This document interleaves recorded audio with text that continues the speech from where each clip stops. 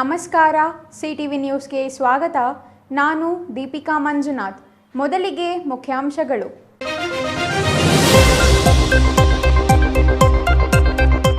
ಸ್ವಯಂ ಸೇವಾ ಸಂಸ್ಥೆಗಳ ಸಹಕಾರದೊಂದಿಗೆ ಸರ್ಕಾರಿ ಶಾಲಾ ಕಾಲೇಜುಗಳಿಗೆ ಮೂಲಸೌಕರ್ಯ. ಜಿಲ್ಲಾ ಮಟ್ಟದ ಶಿಕ್ಷಕರ ದಿನಾಚರಣೆಯಲ್ಲಿ ಜಿಲ್ಲಾ ಉಸ್ತುವಾರಿ ಸಚಿವ ಡಾಕ್ಟರ್ ಎಂಸಿ ಸುಧಾಕರ್ ಭರವಸೆ. ಜಿಲ್ಲಾ ಉಸ್ತುವಾರಿ ಸಚಿವ ಡಾಕ್ಟರ್ ಎಂಸಿ ಸುಧಾಕರ್ ಅವರಿಂದ ಹೂವಿನ ಮಾರುಕಟ್ಟೆ ಉದ್ದೇಶಿತ ಜಾಗ ಪರಿಶೀಲನೆ. ತೋಟಗಾರಿಕಾ ಇಲಾಖೆಗೆ ಸೇರಿದ 20 ಎಕರೆ ಜಾಗ ಹೂವಿನ ಮಾರುಕಟ್ಟೆಗೆ ಸ್ಥಳಾಂತರ ಚರ್ಚೆ. ಗೌರಿಬಿದನೂರು ನಗರಸಭೆ ಅಧ್ಯಕ್ಷ ಚುನಾವಣೆಯಲ್ಲಿ ಕಾಂಗ್ರೆಸ್ಗೆ ಮುಖಭಂಗ. ಪಕ್ಷೇತರ ಶಾಸಕ ಪುಟ್ಟಸ್ವಾಮಿ ಗೌಡರ ಬಣದ ತಕ್ಕೆಗೆ ನಗರಸಭೆ. ಬಹುಮತ ಇದ್ದರೂ ಅಧಿಕಾರ ಹಿಡಿಯಲು ವಿಫಲವಾದ ಕಾಂಗ್ರೆಸ್. ಸಂಸದ ಡಾಕ್ಟರ್ ಕೆ ಸುಧಾಕರ್ ವಿರುದ್ಧ ಕಾಂಗ್ರೆಸ್ ಸಚಿವರ ಆರೋಪಕ್ಕೆ ಒಕ್ಕಲಿಗರ ಸಂಘ ನಿರ್ದೇಶಕ ಕೋನಪರೆಡ್ಡಿ ಆಕ್ರೋಶ. ಸರ್ಕಾರದ ಹಗರಣ ಮುಚ್ಚಿಕೊಳ್ಳಲು ಕಾಂಗ್ರೆಸ್ ನಿರಾಧಾರ ಆರೋಪ ಎಂದು ಕಿಡಿ. ವಾರ್ತೆಗಳ ವಿವರ. ಚಿಕ್ಕಬಳ್ಳಾಪುರ ಜಿಲ್ಲೆಯ ಎಲ್ಲ ಸರ್ಕಾರಿ ಪ್ರೌಢಶಾಲೆ ಹಾಗೂ ಪದವಿ ಪೂರ್ವ ಕಾಲೇಜುಗಳನ್ನು ಡಿಜಿಟಲ್ ಬೋರ್ಡ್, ಸ್ಮಾರ್ಟ್ ಟಿವಿ ಮತ್ತಿತರ ಅತ್ಯಾಧುನಿಕ ಸೌಲಭ್ಯಗಳನ್ನು ಒದಗಿಸಲು ಸ್ವಯಂ ಸೇವಾ ಸಂಸ್ಥೆಗಳು ಮತ್ತು ವಿವಿಧ ಕಂಪನಿಗಳು ಹೊಣೆಗಾರಿಕೆ ನಿಧಿ ಸಹಕಾರದೊಂದಿಗೆ ಕ್ರಮ ಕೈಗೊಳ್ಳಲಾಗುವುದೆಂದು ಜಿಲ್ಲಾ ಉಸ್ತುವಾರಿ ಸಚಿವ ಡಾಕ್ಟರ್ ಎಂಸಿ ಸುಧಾಕರ್ ತಿಳಿಸಿದರು. ಚಿಕ್ಕಬಳ್ಳಾಪುರ ಜಿಲ್ಲಾಡಳಿತ ಭವನದ ಸಭಾಂಗಣದಲ್ಲಿ ಆಯೋಜಿಸಿದ್ದ ಮಾಜಿ ರಾಷ್ಟ್ರಪತಿ ಡಾಕ್ಟರ್ ಸರ್ವೇಪಲ್ಲಿ ರಾಧಾಕೃಷ್ಣನ್ ಅವರ ಜನ್ಮ ದಿನಾಚರಣೆ ಹಾಗೂ ಜಿಲ್ಲಾ ಮಟ್ಟದ ಶಿಕ್ಷಣ ದಿನಾಚರಣೆ ಉದ್ಘಾಟಿಸಿ ಮಾತನಾಡಿದ ಜಿಲ್ಲಾ ಉಸ್ತುವಾರಿ ಸಚಿವ ಡಾಕ್ಟರ್ ಎಂಸಿ ಸುಧಾಕರ್, ರಾಜ್ಯದ ಸರ್ಕಾರಿ ಪ್ರೌಢಶಾಲೆ ಹಾಗೂ ಪದವಿ ಪೂರ್ವ ಕಾಲೇಜುಗಳಲ್ಲಿ ಮೂಲಸೌಕರ್ಯ ಒದಗಿಸಲು ರಾಜ್ಯ ಸರ್ಕಾರ ವಿವಿಧ ಕಂಪನಿಗಳು, ಕೈಗಾರಿಕೆಗಳು ಮತ್ತು ಸ್ವಯಂ ಸೇವಾ ಸಂಸ್ಥೆಗಳ ಸಾಮಾಜಿಕ ಹೊಣೆಗಾರಿಕೆ ನಿಧಿಯಡಿ 2,000 ಕೋಟಿ ರೂಪಾಯಿ ಒಡಂಬಡಿಕೆ ಮಾಡಿಕೊಂಡಿದೆ ಎಂದರು. ಪ್ರೌಢಶಾಲಾ ಹಂತದಿಂದಲೇ ಭವಿಷ್ಯದಲ್ಲಿ ಉತ್ತಮ ಉದ್ಯೋಗಾವಕಾಶಗಳಿಗೆ ಪೂರಕವಾಗುವಂತೆ ಪ್ರತ್ಯೇಕ ಪಠ್ಯಕ್ರಮವನ್ನು ಪರಿಚಯಿಸಲು ಸಿದ್ಧತೆಗಳು ನಡೆಯುತ್ತಿದ್ದು, ಕೌಶಲ್ಯಾಭಿವೃದ್ಧಿ ಇಲಾಖೆ ಕೆಲಸ ಮಾಡುತ್ತಿದೆ. ಚಿಕ್ಕಬಳ್ಳಾಪುರ ಜಿಲ್ಲೆ 26 ಸರ್ಕಾರಿ ಪ್ರೌಢಶಾಲೆ ಮತ್ತು ಪದವಿ ಪೂರ್ವ ಕಾಲೇಜುಗಳನ್ನು ಸ್ಮಾರ್ಟ್ ಆಗಿಸಲು ಬೆಂಗಳೂರಿನ ರೋಟರಿ ಸಂಸ್ಥೆ ಮುಂದಾಗಿದೆ. ಇತ್ತೀಚೆಗಷ್ಟೇ ರಾಜ್ಯ ಸರ್ಕಾರ ಸರ್ಕಾರಿ ನೌಕರರ ವೇತನ ಪರಿಷ್ಕರಣೆ ಮಾಡಿದ್ದು, ಅನುದಾನಿತ ಶಾಲಾ ಕಾಲೇಜುಗಳಿಗೆ ಖಾಲಿ ಇರುವ ಬೋಧಕ ಬೋಧಕೇತರ ಸಿಬ್ಬಂದಿ ನೇರ ನೇಮಕಾತಿಗೂ ಆದೇಶ ಹೊರಡಿಸಿದೆ ಎಂದರು. ಇನ್ನು ರಾಜ್ಯದ ಶೈಕ್ಷಣಿಕ ಕ್ಷೇತ್ರಗಳಲ್ಲಿ ಮಹತ್ತರ ಬದಲಾವಣೆಗಳನ್ನು ತರುತ್ತಿದೆ. ಕರ್ನಾಟಕ ಪಬ್ಲಿಕ್ ಶಾಲೆಗಳಿಗೆ ಸಾರ್ವಜನಿಕರಿಂದ ಉತ್ತಮ ಪ್ರತಿಕ್ರಿಯೆ ಇದ್ದು, ಬೇಡಿಕೆಯೂ ಹೆಚ್ಚಾಗಿರುವುದರಿಂದ ಕರ್ನಾಟಕ ಪಬ್ಲಿಕ್ ಶಾಲೆಗಳ ಸಂಖ್ಯೆಯನ್ನು ಹೆಚ್ಚಿಸುವ ಉದ್ದೇಶ ಸರ್ಕಾರಕ್ಕಿದೆ. ಇದರಿಂದ ಬಡ ಮತ್ತು ಮಧ್ಯಮ ವರ್ಗಗಳ ಶೈಕ್ಷಣಿಕ ಪ್ರಗತಿಗೆ ಮತ್ತು ಸಬಲೀಕರಣಕ್ಕೆ ಹೆಚ್ಚು ಸಹಕಾರಿಯಾಗಲಿದೆ ಎಂದರು. ಸುಸ್ಥಿರ ದೇಶ, ಸಮಾಜ ಕಟ್ಟುವ ಮುಖ್ಯ ಕೆಲಸ ಶಿಕ್ಷಕರ ಮೇಲಿದೆ. ಎಲ್ಲ ವೃತ್ತಿಗಿಂತ ಶಿಕ್ಷಕರ ವೃತ್ತಿಗೆ ಸಮಾಜದಲ್ಲಿ ಅಪಾರವಾದ ಗೌರವವಿದೆ. ಆ ಗೌರವ, ವೃತ್ತಿ, ಧರ್ಮ, ಗುರು ಸಂಹಿತೆಯನ್ನು ಎಲ್ಲರೂ ಪಾಲಿಸುವ ಶಿಕ್ಷಕರು, ಉಪನ್ಯಾಸಕರು ನೀವಾಗಬೇಕೆಂದು ಕರೆ ನೀಡಿದರು. ಇನ್ನು ಮಕ್ಕಳಿಗೆ ತಂದೆ ತಾಯಿಯ ನಂತರ ಶಿಕ್ಷಕರೇ ಹೆಚ್ಚು ಸಂಪರ್ಕದಲ್ಲಿರುತ್ತಾರೆ.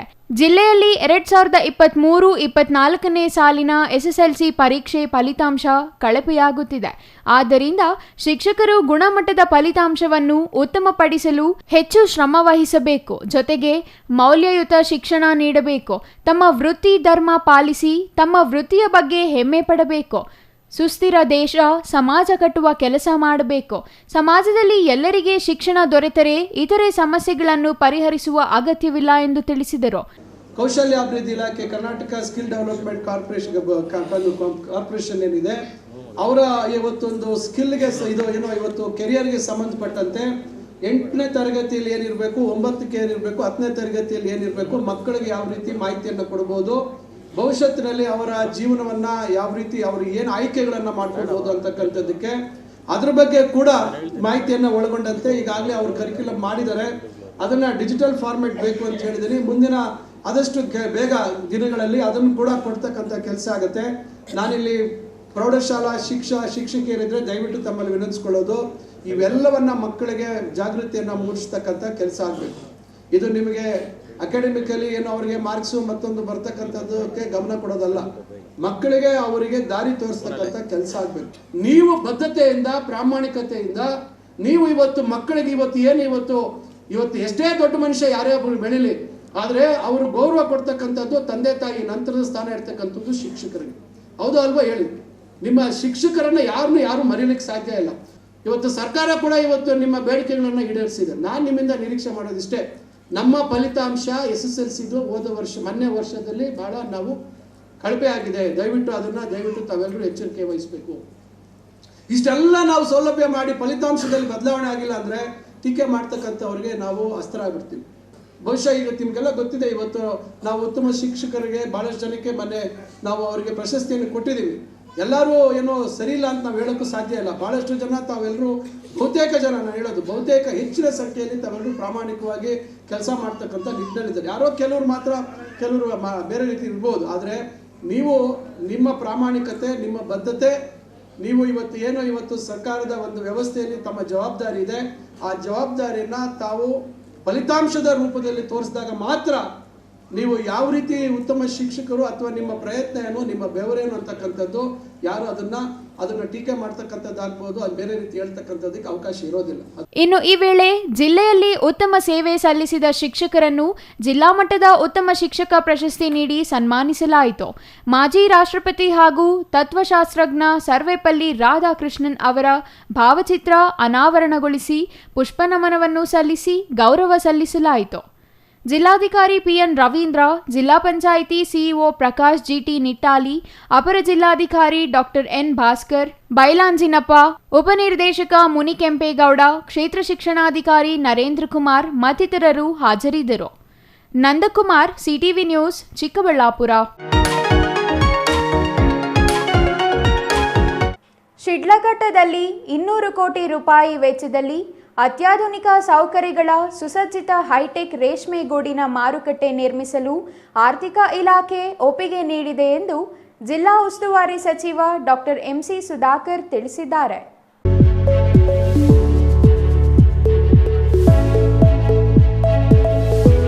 ಚಿಕ್ಕಬಳ್ಳಾಪುರದ ಯಲುವಹಳ್ಳಿ ಸಮೀಪ ಇರುವ ತೋಟಗಾರಿಕೆ ಇಲಾಖೆ ಜಾಗದಲ್ಲಿ ಹೂ ಮಾರುಕಟ್ಟೆ ನಿರ್ಮಿಸಲು ನೀಡಿರುವ 20 ಎಕರೆ ಜಮೀನು ಪರಿಶೀಲನೆ ಮಾಡಿ ರೈತರೊಂದಿಗೆ ಸಂವಾದ ನಡೆಸಿದ ಜಿಲ್ಲಾ ಉಸ್ತುವಾರಿ ಸಚಿವ ಡಾಕ್ಟರ್ MC ಸುಧಾಕರ್, ಸರ್ಕಾರ ಅಧಿಕಾರಕ್ಕೆ ಬಂದ ಕೂಡಲೇ ಮೊದಲ ಬಜೆಟ್ನಲ್ಲಿ ಜಿಲ್ಲೆಯ ಶಿಡ್ಲಘಟ್ಟದಲ್ಲಿ 75 ಕೋಟಿ ರೂಪಾಯಿ ವೆಚ್ಚದಲ್ಲಿ 2 ಹಂತಗಳಲ್ಲಿ ಹೈಟೆಕ್ ರೇಷ್ಮೆ ಮಾರುಕಟ್ಟೆ ನಿರ್ಮಿಸಲು ಘೋಷಣೆ ಮಾಡಲಾಗಿತ್ತು ಎಂದರು. ಭವಿಷ್ಯದ ಮತ್ತು ದೂರದೃಷ್ಟಿಯಿಂದ ಮತ್ತಷ್ಟು ಸೌಲಭ್ಯಗಳೊಂದಿಗೆ ಬೃಹತ್ ಹೈಟೆಕ್ ರೇಷ್ಮೆ ಗೂಡಿನ ಮಾರುಕಟ್ಟೆ ನಿರ್ಮಿಸಲು 200 ಕೋಟಿ ರೂಪಾಯಿ ವೆಚ್ಚದಲ್ಲಿ ಮಾರುಕಟ್ಟೆಯನ್ನು ನಿರ್ಮಿಸಲು ಉದ್ದೇಶಿಸಿ ಹೊಸ ಪ್ರಸ್ತಾವನೆಯನ್ನು ಸರ್ಕಾರಕ್ಕೆ ಸಲ್ಲಿಸಲಾಗಿತ್ತು. ಈ ಪ್ರಸ್ತಾವಕ್ಕೆ ಸರ್ಕಾರ ಒಪ್ಪಿಗೆ ನೀಡಿದ್ದು 75 ಕೋಟಿ ರೂಪಾಯಿ ನಬಾರ್ಡ್ ನೆರವಿನಿಂದ ಹಾಗೂ 125 ಕೋಟಿ ರೂಪಾಯಿ ಸರ್ಕಾರದಿಂದ ಭರಿಸಲು ತೀರ್ಮಾನಿಸಲಾಗಿದೆ. ಇದಕ್ಕೆ ಆರ್ಥಿಕ ಇಲಾಖೆಯು ಒಪ್ಪಿಗೆ ನೀಡಿದೆ. 200 ಕೋಟಿ ರೂಪಾಯಿ ವೆಚ್ಚದಲ್ಲಿ 2 ಹಂತಗಳಲ್ಲಿ ಕಾಮಗಾರಿ ಪೂರ್ಣಗೊಂಡು ಜಿಲ್ಲೆಯ ರೇಷ್ಮೆ ಬೆಳೆಗಾರರು ಮತ್ತು ವ್ಯಾಪಾರಸ್ಥರಿಗೆ ಅನುಕೂಲವಾಗಲಿದೆ. ಶಿಡ್ಲಘಟ್ಟ ಹೈಟೆಕ್ ರೇಷ್ಮೆ ಗೂಡಿನ ಮಾರುಕಟ್ಟೆ ಕಾಮಗಾರಿ 3 ವರ್ಷಗಳಲ್ಲಿ ಪೂರ್ಣಗೊಳ್ಳಲಿದೆ ಎಂದರು. ಮತ್ತೆ ಮಾರುಕಟ್ಟೆ ವಿಚಾರಕ್ಕೆ ಬಂದಾಗ ಈಗ ನನಗೆ ನೆನಪಿದ್ದಂಗೆ 99-92ನೇ ಇಸ್ವಿಯಲ್ಲಿ ಚಿಂತಾಮಣಿಯಲ್ಲಿ ನೀವು ಬಸ್ ಸ್ಟ್ಯಾಂಡ್ ನೋಡಿರ್ಬೋದು. ಆ ಬಸ್ ಸ್ಟ್ಯಾಂಡ್ಗೆ ಹೋಗೋ ದಾರಿ ಇದೆ. ಈಗ ಅಂದ್ರೆ ನಮ್ದು IDSMT ಮಾರ್ಕೆಟ್ ಅಂತಿದೆ, ಅಲ್ಲಿತ್ತು ದಾರಿ. ಅಲ್ಲಿ ಪಕ್ಕದಲ್ಲಿ ಚಿಕ್ಕದಾಗಿತ್ತು ಮಾರ್ಕೆಟ್. ಆ ಕಡೆ ಗಂದಿಗೆ ಅಂಗಡಿಗಳು ಮತ್ತೊಂದಿತ್ತು, ಈ ಕಡೆ ನಮ್ಮ ತಂದೆಯವರು ಅದನ್ನ APMCಯಲ್ಲಿ 1965-67ರಲ್ಲಿ ನಮ್ಮ ತಾತ ಅವರು APMC ಸ್ಟಾರ್ಟ್ ಮಾಡಿದ್ರು 25 ಎಕರೆಯಲ್ಲಿ. ನಾನಿಷ್ಟೇ ನಿಮ್ಮ ಮುಂದೆ ಇವತ್ತು ಜಾಗ ಕೊಟ್ಟಿದ್ದೀನಿ. ಒಂದು ಒಳ್ಳೆ ಸುಸಜ್ಜಿತವಾದಂಥ ಮಾರ್ಕೆಟ್ಗೆ ವಿನ್ಯಾಸ ಮಾಡಿ ತಮ್ಮೆಲ್ಲರ ಅನುಮತಿ ತಗೊಂಡು ದೇವರ ದಯೆಯಿಂದ ಆದಷ್ಟು ಬೇಗ ಅದನ್ನು ಮಂಜೂರು ಮಾಡಿಸಿ ಅದನ್ನು ನಿಮ್ಮ ಮುಂದೆ ಇಡುವಂಥ ಕೆಲಸ ಮಾಡಿ. ವ್ಯಾಪಾರ ವಹಿವಾಟು ಆ ಮಾರುಕಟ್ಟೆಯಲ್ಲಿ ತಾತ್ಕಾಲಿಕವಾಗಿ ಇಲ್ಲಿ ಬರೋದು ಮಾತಾಡೋದು ಅದು ಮಾತಾಡೋಣ. ಈಗ ಅವರು ಹಾರ್ಟಿಕಲ್ಚರ್ ಅವ್ರಿಗೆ ಎಷ್ಟು ದಿವಸ ಟೈಮ್ ಬೇಕು, ಎಲ್ಲಿ ಕ್ಲಿಯರ್ ಮಾಡೋಕ್ಕಾಗುತ್ತೆ, ಈಗ ತಕ್ಷಣ ಅಲ್ಲಿಂದ ಇಲ್ಲಿ ಬರೋಕ್ಕೆ ಸಾಧ್ಯ ಇದೆಯಾ, ಹೆಂಗಿದೆ ಅಂತಕ್ಕಂಥದ್ದನ್ನು ನಾವು ಪರಿಶೀಲನೆ ಮಾಡಿ ಈಗ ಯಾಕಂದ್ರೆ ಅಲ್ಲೂ ಒತ್ತಡ ಇದೆ, ಅಲ್ಲೂ ಶೌಚಾಲಯದ ವ್ಯವಸ್ಥೆನೂ ಇರಬೇಕಾಗತ್ತೆ. ಅವೆಲ್ಲ ಕಾಮನ್ ಆಗಿ ಇರ್ತಕ್ಕಂಥದ್ದು. ಶೌಚಾಲಯ ನೀವು ಹೇಳೋದು, ರಸ್ತೆ ಅದನ್ನೇ. ಈಗ ಪಾರ್ಕಿಂಗ್ ಒಳಗಡೆನೆ ಇರಬೇಕು, ಗಾಡಿ ಹಾಕ್ಬಿಟ್ಟು ಬರಕ್ಕಾಗಲ್ಲ, ಹೂ ಮಾರ್ಬೇಕಾದ್ರೆ ಅದನ್ನೇ ಹೇಳ್ತಾ ಇರೋದು. ಈಗ ಈ ರಸ್ತೆ ಅಗಲ ಇದೆ ಅಂತ ಮಾತ್ರಕ್ಕೆ ನಾವೆಲ್ಲ ಇಲ್ಲಿ ರಸ್ತೆಯಲ್ಲಿ ಹಾಕಕ್ಕಾಗೋದಿಲ್ಲ, ಒಳಗಡೆನೆ ಆಗುತ್ತೆ ವ್ಯವಸ್ಥೆ. ಪಾರ್ಕಿಂಗ್ ವ್ಯವಸ್ಥೆನೂ ಒಳಗಡೆ ಆಗ್ಬೇಕು. ನೋಡೋಣ, ಅದಕ್ಕೆ ಸಂಖ್ಯೆ ನೋಡಿಕೊಂಡು ನಾಳೆ ಆ ರೀತಿ ಬಂದಾಗ ಭವಿಷ್ಯದಲ್ಲಿ ನಾಳೆ ಅಂತ ಮಾರ್ಕೆಟ್ ಇನ್ನ ದೊಡ್ಡದಾಗಿ ಬೆಳೆದಾಗ ಪಾರ್ಕಿಂಗ್ ಜಾಗ ಕಮ್ಮಿ ಆಗುವಂತ ಸಂದರ್ಭ ಬಂದ್ರೆ ಅವಾಗ ಬೇಕಾದ್ರೆ ವರ್ಟಿಕಲ್ ಪಾರ್ಕಿಂಗ್ ಏನೋ ಪಾರ್ಕಿಂಗ್ ಲಾಟ್ ಕಟ್ಟುವಂಥದ್ದಕ್ಕೂ ಯೋಚನೆ ಮಾಡ್ಬೇಕು ನಾವು. ಏನಂದ್ರೆ ಏನು ಬಿಲ್ಡಿಂಗ್ ಏನೋ ನೋಡಿದ್ರಲ್ಲ ಬಹು ಮಾಡಿ ಪಾರ್ಕಿಂಗ್ಗೆ, ಆ ಥರ ಕೂಡ ಆಲೋಚನೆ ಇಟ್ಕೋಬೇಕು, ಇಲ್ಲ ಅಂತಿಲ್ಲ. ಈಗ ರಸ್ತೆ, ಈಗ ನಾನು ಹೇಳ್ತೀನಿ ಕೇಳಿ, ನಮ್ಮ ಎಷ್ಟು ಜನ ನಮ್ಮ ಚಿಂತಾಮಣಿ ಮಾರ್ಕೆಟ್ ನೋಡಿದಾರೆ ಗೊತ್ತಿಲ್ಲ, ಟೊಮೆಟೊ ಮಾರ್ಕೆಟು ಸೆಂಟ್ರಲ್ಲಿ 100 ಅಡಿ ಇದೆ ಜಾಗ, ರೋಡು ಆ ಕಡೆ ಈ ಕಡೆ ಇದೆ. ಆಮೇಲೆ ಆಚೆ ಸೈಡು ಈಚೆ ಸೈಡು ನಾನೇನು ಮಾಡಿದೆ ಅವಾಗ, ಈ ರೈತರು ತರ್ತಕ್ಕಂಥದ್ದು ಮಾಲ್ನ ಸೆಂಟ್ರ್ ರೋಡಲ್ಲಿ ಬರ್ತಾರೆ, ಲಾರಿ ನಿಲ್ಲಿಸಿ ಆ ಕಡೆ ಈ ಕಡೆ ಲಾರಿ ನಿಲ್ಲಿಸಿ ಮಧ್ಯದಲ್ಲಿ 60 ಅಡಿ ಜಾಗ ಇರಬೇಕು ಅಂತ ಆ ಥರ ಮಾಡಿ 100 ಅಡಿ ಜಾಗ ಬಿಟ್ಟಿರೋದು, ಈ ಕಡೆ ಬ್ಲಾಕ್ಗೂ ಈ ಕಡೆ ಬ್ಲಾಕ್ಗೆ ಏನೋ ಬಿಲ್ಡಿಂಗ್ಗೆ. ಕಡೆಗೆ ಹೇಳಿದ್ರು ಕೆಲವರೆಲ್ಲ ದೊಡ್ಡ ಈಗ ಇಲ್ಲೂ ನೋಡಿದೆ, ಕೆಲವರೆಲ್ಲ 3,000-4,000 ಸ್ಕ್ವೇರ್ ಫೀಟ್ ಜಾಗದಲ್ಲಿ ಇದ್ದಾರೆ ಕೆಲವರು. ಅಲ್ಲಿ ನಾವೆಲ್ಲ ಒಂದೊಂದು ಅಂಗಡಿ ಥರ ಮಾಡಿದ್ವಿ. ಆಮೇಲೆ ಹಿಂದ್ಗಡೆಗೆ ಏನು ಮಾಲು ಇಳಿಸ್ಕೊಳ್ತಾರೆ, ಆಕ್ಷನ್ ಮಾಡಿ ಈ ಕಡೆ ಹಿಂದ್ಗಡೆಯಿಂದ ಡಿಪಾರ್ಚರ್ ಅಂತ, ಅಲ್ಲಿ 60 ಅಡಿ ಮೇಲೆ ಇತ್ತು ರೋಡು, ಈಗಲೂ ಇದೆ 60 ಅಡಿ ಸಿಮೆಂಟ್ ರೋಡ್, ಎಲ್ಲ ಸಿಮೆಂಟ್ ರೋಡ್ ಆಗಿದೆ, ಬೇಕಾದ್ರೆ ನೀವು ನೋಡ್ಬೋದು. ಆದರೆ ಈಗ ಅದು ಸಾಕಾಗ್ತಾ ಇಲ್ಲ. ಫಸ್ಟ್ 2 ಬೇರೆ ಥರ ಬ್ಲಾಕ್ ಮಾಡಿದ್ವಿ, ಆಮೇಲೆ ನೆಕ್ಸ್ಟ್ ಓಪನ್ ಟೈಪ್ ಮಾಡಿದ್ವಿ, ಶೆಡ್ ಥರ. ನಾನೀಗ ಇದರಲ್ಲೂ ನೋಡಿದ್ದೀನಿ, ದೊಡ್ಡಪಲ್ಲಿ ಅಂತಿದೆ ಇಲ್ಲಿ ಮುಳಬಾಗಲ್ ಹತ್ರ. ಇನ್ನು ಈ ವೇಳೆ ಶಾಸಕ ಪ್ರದೀಪ್ ಈಶ್ವರ್, ಜಿಲ್ಲಾಧಿಕಾರಿ ಪಿಎನ್ ರವೀಂದ್ರ ಹಾಜರಿದ್ದರು. ಇದೇ ವೇಳೆ ಸಚಿವರು ಜಿಲ್ಲೆಯ ಹೂ ಬೆಳೆಗಾರರು ಮತ್ತು ವ್ಯಾಪಾರಿಗಳೊಂದಿಗೆ ಸಂವಾದ ನಡೆಸಿ ಹೂ ಮಾರುಕಟ್ಟೆ ನಿರ್ಮಾಣದ ಕುರಿತು ಅಭಿಪ್ರಾಯ ಸಂಗ್ರಹಿಸಲಾಯಿತು. Nandakumar, CTV news, Chikkaballapura. ಬಹುಮತಕ್ಕೆ ಅಗತ್ಯವಿರುವ ಸದಸ್ಯರಿದ್ದರೂ ಗೌರಿಬಿದನೂರು ನಗರಸಭೆ ಅಧಿಕಾರ ಹಿಡಿಯುವಲ್ಲಿ ಕಾಂಗ್ರೆಸ್ ವಿಫಲವಾಗಿದ್ದು, ನಿರೀಕ್ಷೆಯಂತೆ ಮತ್ತೆ 2ನೇ ಬಾರಿಗೆ ಅಧ್ಯಕ್ಷ ಉಪಾಧ್ಯಕ್ಷ ಸ್ಥಾನ ಶಾಸಕ ಕೆಎಚ್ ಪುಟ್ಟಸ್ವಾಮಿಗೌಡ ಬಣದ ಪಾಲಾಗಿದೆ. ಗೌರಿಬಿದನೂರು ನಗರಸಭೆಯಲ್ಲಿ ಒಟ್ಟು 31 ಸದಸ್ಯ ಬಲ ಇದ್ದು ಕಾಂಗ್ರೆಸ್ 15 ಸದಸ್ಯರಿದ್ದಾರೆ. ಶಾಸಕ ಕೆಎಚ್ ಪುಟ್ಟಸ್ವಾಮಿಗೌಡ ಬಣದ ಜೊತೆ ಹೊಂದಾಣಿಕೆ ಮಾಡಿಕೊಂಡಿದ್ದರೆ ಅಧ್ಯಕ್ಷ ಉಪಾಧ್ಯಕ್ಷ ಸ್ಥಾನದ ಹಂಚಿಕೆ ಮಾಡಿಕೊಳ್ಳಬಹುದಿತ್ತು. ಆದರೆ ಶಾಸಕ ಪುಟ್ಟಸ್ವಾಮಿಗೌಡರ ಬಣವನ್ನು ಅಧಿಕಾರದಿಂದ ದೂರವಿರಿಸಲೇಬೇಕು ಎಂದು ಬಿಜೆಪಿ ಹಾಗೂ ಜೆಡಿಎಸ್ ಬೆಂಬಲ ಪಡೆದು ಅಧಿಕಾರ ಹಿಡಿಯುವ ತಂತ್ರಗಾರಿಕೆಯನ್ನು ಕಾಂಗ್ರೆಸ್ ನಡೆಸಿತು. ಆದರೆ ಕಾಂಗ್ರೆಸ್ನ 2 ಸದಸ್ಯರೇ ಶಾಸಕರ ಬಣಕ್ಕೆ ಬೆಂಬಲ ಸೂಚಿಸಿದರು. ಜೆಡಿಎಸ್ ಬಿಜೆಪಿ ಸದಸ್ಯರ ಬೆಂಬಲ ಪಡೆದ ಶಾಸಕರ ಬಣ ವಿಜಯ ಪತಾಕೆ ಹಾರಿಸಿದರೆ ಕಾಂಗ್ರೆಸ್ ಪಕ್ಷ ನಡೆಸಿದ ಪ್ರಯತ್ನಗಳು ವಿಫಲವಾದವು. ಸೋಮವಾರ ನಡೆದ ಚುನಾವಣೆಯಲ್ಲಿ ಅಧ್ಯಕ್ಷ ಸ್ಥಾನಕ್ಕೆ ಶಾಸಕರ ಬಣದಿಂದ ಲಕ್ಷ್ಮೀನಾರಾಯಣ್ ಹಾಗೂ ಉಪಾಧ್ಯಕ್ಷ ಸ್ಥಾನಕ್ಕೆ ಫಜೂರುಲ್ಲಾ ಪೀರ್ ನಾಮಪತ್ರ ಸಲ್ಲಿಸಿದರು. ಕಾಂಗ್ರೆಸ್ನಿಂದ ಅಧ್ಯಕ್ಷ ಸ್ಥಾನಕ್ಕೆ ಸುಬ್ಬರಾಜು ಮತ್ತು ಉಪಾಧ್ಯಕ್ಷ ಸ್ಥಾನಕ್ಕೆ ಅಮರನಾಥ್ ನಾಮಪತ್ರ ಸಲ್ಲಿಸಿದರು. 17 ಮತ ಪಡೆದ ಶಾಸಕರ ಬಣದ ಲಕ್ಷ್ಮೀನಾರಾಯಣಪ್ಪ ಹಾಗೂ 16 ಮತ ಪಡೆದ ಫರೀದ್ ಉಪಾಧ್ಯಕ್ಷರಾಗಿ ಆಯ್ಕೆಯಾದರು. ಕಾಂಗ್ರೆಸ್ನ ಸುಬ್ಬರಾಜು ಹಾಗೂ ಅಮರನಾಥ್ ತಲಾ 13 ಮತ ಪಡೆದು ಪರಾಭವಗೊಂಡರು. ಬಿಜೆಪಿಯ ಮಾರ್ಕೆಟ್ ಮೋಹನ್, ಸಾವಿತ್ರಮ್ಮ, ಮಂಜುಳಮ್ಮ ಮತ್ತು ಗಿರೀಶ್ ಅಧ್ಯಕ್ಷ ಸ್ಥಾನಕ್ಕೆ ಸ್ಪರ್ಧಿಸಿದ್ದ ಶಾಸಕರ ಬಣದ ಪಕ್ಷೇತರ ಅಭ್ಯರ್ಥಿ ಪರ ಮತ ಚಲಾಯಿಸಿದರು. ಶಾಸಕರ ಬಣದ 12 ಸದಸ್ಯ ಬಲದ ಜೊತೆಗೆ ಬಿಜೆಪಿ ಮತ್ತು ಕಾಂಗ್ರೆಸ್ನ ತಲಾ 2 ಮತ ಹಾಗೂ ಶಾಸಕರ ಮತ ಸೇರಿ 17 ಮತಗಳೊಂದಿಗೆ ಜಯ ಸಾಧಿಸಿ ನಗರಸಭೆ ಅಧಿಕಾರ ಹಿಡಿಯುವಲ್ಲಿ ಯಶಸ್ವಿಯಾಯಿತು. ನಗರಸಭೆಯ ಅಧ್ಯಕ್ಷರು ಮತ್ತು ಉಪಾಧ್ಯಕ್ಷರ ಚುನಾವಣೆಯಲ್ಲಿ ನಮ್ಮ ಕೆಎಚ್ಪಿ ಬಣದ ಅಭ್ಯರ್ಥಿಗಳಾದಂಥ ಅಧ್ಯಕ್ಷ ಸ್ಥಾನಕ್ಕೆ ಚುನಾವಣೆಗೆ ನಿಂತಿದ್ದಂಥ ಶ್ರೀಯುತ ಲಕ್ಷ್ಮೀನಾರಾಯಣ ಅವರು ಅಧ್ಯಕ್ಷರಾಗಿ 4 ಮತಗಳು ಹೆಚ್ಚಿಗೆ ಪಡೆಯುವುದರ ಮೂಲಕ 17 ಮತಗಳನ್ನು ಪಡೆಯುವುದರ ಮೂಲಕ 17 ಮತಗಳನ್ನು ಪಡೆಯುವುದರ ಮೂಲಕ ಜಯಶೀಲರಾಗಿದ್ದಾರೆ. ಅದೇ ರೀತಿ ಉಪಾಧ್ಯಕ್ಷರ ಅಭ್ಯರ್ಥಿಯಾಗಿ ಸ್ಪರ್ಧೆ ಮಾಡಿದಂಥ ಶ್ರೀಯುತ ಫರೀದ್ ಅವರು ಅತ್ಯಂತ ಹೆಚ್ಚಿನ ಮತದಿಂದ ಅವರು ಕೂಡ ಉಪಾಧ್ಯಕ್ಷರ ಆಯ್ಕೆಯಾಗಿದ್ದಾರೆ. ಅವರಿಬ್ಬರಿಗೂ ಕೂಡ ಶುಭಾಶಯಗಳನ್ನು ತಿಳಿಸ್ತೀನಿ. ಈ ಚುನಾವಣೆಯನ್ನ ನಾನು ವಿಶೇಷವಾಗಿ ಪರಿಗಣಿಸಿದ್ದು ಯಾಕೆ ಅಂತಂದ್ರೆ, ಈಗಾಗಲೇ ರಾಜ್ಯ ಸರ್ಕಾರದಿಂದ ಹೆಚ್ಚಿನ ಅನುದಾನವನ್ನು ತಂದು ನಮ್ಮ ಪಕ್ಷದ ಅಭ್ಯರ್ಥಿನೇ ಅಧ್ಯಕ್ಷರಾಗಬೇಕು, ಉಪಾಧ್ಯಕ್ಷರಾಗಬೇಕು ಅನ್ನೋ ಒಂದು ದೃಷ್ಟಿಯಿಂದ ಈ ಒಂದು ನಗರಸಭೆಯ ಒಂದು ಚುನಾವಣೆಯನ್ನು ವಿಶೇಷ ಗಮನ ಕೊಟ್ಟು ಈ ಚುನಾವಣೆಯನ್ನ ನಾವು ಗಮನ ಕೊಟ್ಟಿದ್ದು. ಅದೇ ಪ್ರಕಾರ ಇಬ್ಬರು ಕೂಡ ನಮ್ಮ ಬಣದ ಅಭ್ಯರ್ಥಿಗಳು ಆಯ್ಕೆಯಾಗಿದ್ದಾರೆ. ನಾನು ಕಾಂಗ್ರೆಸ್ಗೆ ಬಾಹ್ಯ ಬೆಂಬಲ ಕೊಟ್ಟಿದ್ದೀನಿ ನಿಜ, ಆದರೆ ಕಾಂಗ್ರೆಸ್ ಪಕ್ಷಕ್ಕೆ ಸೇರಿಲ್ಲ. ನಂದು KHP ಬಣ ಅಂತ ಏನು ನಮ್ಮ ಒಂದು ಕ್ಷೇತ್ರದ ಮತದಾರರಲ್ಲಿ ಒಂದೇನು ಹೆಸರಿದೆಯೋ ಅದೇ ಒಂದು ಬಣದ ಹೆಸರಿನಲ್ಲೇ ಕೂಡ ಇವತ್ತು ಅಧ್ಯಕ್ಷರು ಮತ್ತು ಉಪಾಧ್ಯಕ್ಷರ ಚುನಾವಣೆ ನಡೆಸಿದ್ದೀವಿ.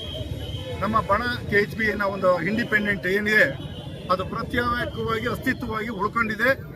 ಆದರೆ ನಾವು ಬಾಹ್ಯ ಬೆಂಬಲ ಕೊಡೋದೇ ಬೇರೆ, ಚುನಾವಣೆ ಸ್ಪರ್ಧೆ ಮಾಡೋದೇ ಬೇರೆ. ನಾನು MLA ಆಗಿದ್ರು ಕೂಡ ನಮ್ಮ ಒಂದು ಕಾರ್ಯವೈಖರಿಗೆ ಯಾವ ಥರ ಅಡೆತಡೆಗಳು ಬರ್ತಾ ಇದೆ, ಈ ನಗರಸಭೆನೂ ನಾನು ಬಿಟ್ಟುಕೊಟ್ರೆ ಇನ್ನು ಅಭಿವೃದ್ಧಿ ಕಾರ್ಯಕ್ಕೆ ಕುಂಠಿತ ಮಾಡ್ತಾರೆ.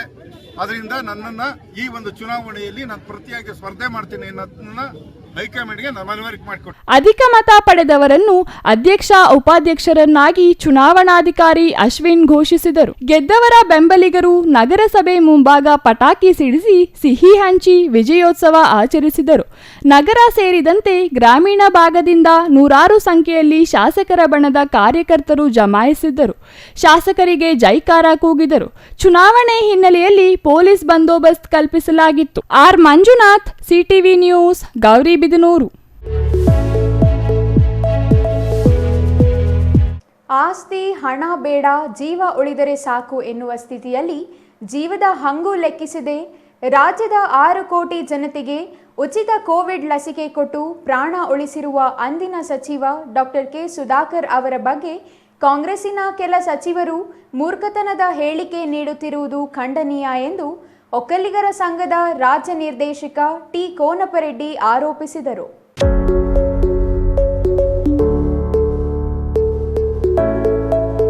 ಬಾಗೇಪಲ್ಲಿ ಹೊರವಲಯದ ಗಡಿದಂ ಶ್ರೀ ವೇದಮಾತಾ ಗಾಯತ್ರಿ ಭವನದಲ್ಲಿ ಚಿಕ್ಕಬಳ್ಳಾಪುರ ಕ್ಷೇತ್ರದ ನೂತನ ಸಂಸದ ಡಾಕ್ಟರ್ ಕೆ ಸುಧಾಕರ್ ಅಭಿನಂದನಾ ಸಮಾರಂಭ ಕುರಿತು ಜೆಡಿಎಸ್ ಬಿಜೆಪಿ ಮುಖಂಡರ ಪೂರ್ವಸಭೆ ರೂಪರೇಷೆಗಳ ಬಗ್ಗೆ ಚರ್ಚಿಸಿ ಮಾತನಾಡಿ, ರಾಜ್ಯ ಕಾಂಗ್ರೆಸ್ ಸರ್ಕಾರದ ಮುಡಾ ನಿವೇಶನ, ವಾಲ್ಮೀಕಿ ನಿಗಮ, STP TSP ಯೋಜನೆ ಅನುದಾನ ದುರ್ಬಳಕೆ, ಅಂಬೇಡ್ಕರ್ ನಿಗಮಗಳಲ್ಲಿ ನಡೆದಿರುವ ಹಗರಣಗಳನ್ನು ಮುಚ್ಚಿಹಾಕುವ ದುರುದ್ದೇಶದಿಂದ ಸಂಸದ ಡಾಕ್ಟರ್ ಕೆ ಸುಧಾಕರ್ ವಿರುದ್ಧ ಕಾಂಗ್ರೆಸ್ಸಿನ ಕೆಲ ಮಂತ್ರಿಗಳು ಮೂರ್ಖತನ ಹೇಳಿಕೆಗಳು ನೀಡುತ್ತಿದ್ದಾರೆ ಎಂದರು.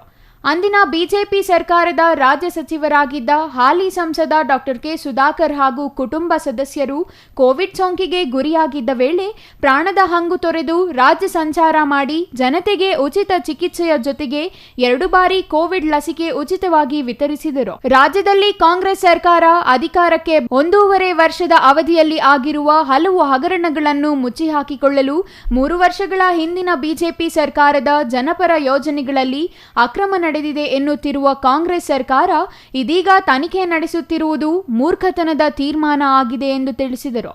ಜೆಡಿಎಸ್ ತಾಲೂಕು ಅಧ್ಯಕ್ಷ ಹರಿನಾಥ ರೆಡ್ಡಿ ಮಾತನಾಡಿ, ಬಾಗೇಪಲ್ಲಿ ಪಟ್ಟಣದ TB ಕ್ರಾಸ್ನಲ್ಲಿರುವ ಸೂರ್ಯ ಕನ್ವೆನ್ಷನ್ ಹಾಲ್ನಲ್ಲಿ ಸೆಪ್ಟೆಂಬರ್ 11ರಂದು ಮಧ್ಯಾಹ್ನ 12 ಗಂಟೆಗೆ ಚಿಕ್ಕಬಳ್ಳಾಪುರ ಲೋಕಸಭಾ ಕ್ಷೇತ್ರದ ಸಂಸದರು ಹಾಗೂ ಜಿಲ್ಲೆಯ ಅಭಿವೃದ್ಧಿಯ ಹರಿಹಾರ ಡಾಕ್ಟರ್ ಕೆ ಸುಧಾಕರ್ ಅವರಿಗೆ ಬಾಗೇಪಲ್ಲಿ ವಿಧಾನಸಭಾ ಕ್ಷೇತ್ರದ ಮತದಾರರ ಪರವಾಗಿ ಅಭಿನಂದನಾ ಸಮಾರಂಭವನ್ನು ಆಯೋಜಿಸಲಾಗಿದ್ದು, ಬಾಗೇಪಲ್ಲಿ, ಗುಡಿಬಂಡೆ, ಚೇಳೂರು ತಾಲೂಕುಗಳ ಬಿಜೆಪಿ ಮತ್ತು ಜೆಡಿಎಸ್ ಮುಖಂಡರು, ಕಾರ್ಯಕರ್ತರು, ಅಭಿಮಾನಿಗಳು ಭಾಗವಹಿಸಬೇಕೆಂದು ಕೋರಿದರು.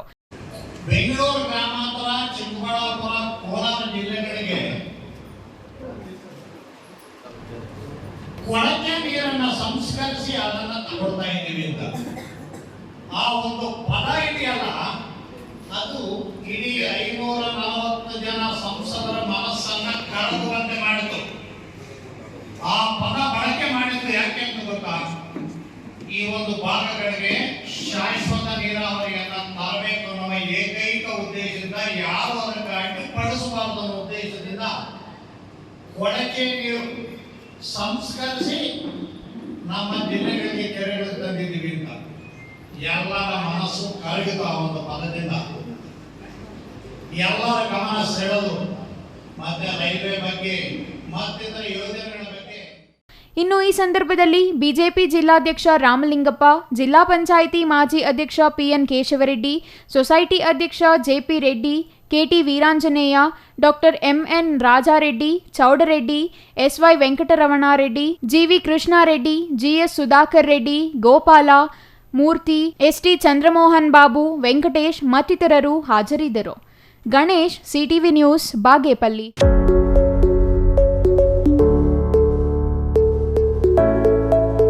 ಇದೀಗ ಚಿಕ್ಕದೊಂದು ವಿರಾಮದ ನಂತರ ಸಿಟಿವಿ ನ್ಯೂಸ್ ಮುಂದುವರಿಯಲಿದೆ. ರಾಮೂಸ್ ಫರ್ನಿಚರ್ ಪ್ಯಾರಡೈಸ್ ಗೌರಿ ಗಣೇಶ ಮತ್ತು ವಿಜಯದಶಮಿ ಹಬ್ಬದ ಪ್ರಯುಕ್ತ ಮೆಗಾ ಫರ್ನಿಚರ್ ಎಕ್ಸ್ಚೇಂಜ್ ಮೇಳ. ನಿಮ್ಮ ಬಳಿ ಇರುವ ಯಾವುದೇ ಹಳೆಯ ಫರ್ನಿಚರ್ ಎಕ್ಸ್ಚೇಂಜ್ ಮಾಡಿಕೊಂಡಲ್ಲಿ 25% ರಿಯಾಯಿತಿ ನೀಡಲಾಗುವುದು. ಈ ಸದಾವಕಾಶವನ್ನು ಎಲ್ಲ ಗ್ರಾಹಕರು ಉಪಯೋಗಿಸಿಕೊಳ್ಳಬಹುದು.